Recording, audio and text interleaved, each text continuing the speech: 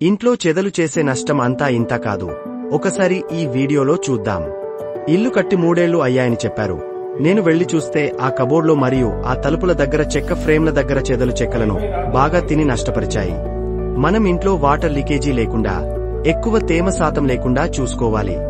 తర్వాత ఈ కబోర్డ్లలో న్యూస్ పేపర్లు, బుక్కులు, అట్ట బాక్సులు పెట్టిన తర్వాత జాగ్రత్త పడండి. లేకపోతే చెదలు ఇల్లంతా పాకిపోయి గోడలను అన్నింటినీ చెదలు నష్టపరిచేస్తూ ఉంటాయి. మనం ముందుగానే జాగ్రత్త పడాలి. చెదలు ఉన్నాయో లేదో గుర్తించుకోవాలి. ఉన్న వెంటనే ట్రీట్మెంట్ చేయించుకోండి. మా సర్వీస్ కావాలంటే స్క్రీన్ పై ఉన్న నెంబర్కు కాల్ చేయండి. థాంక్యూ.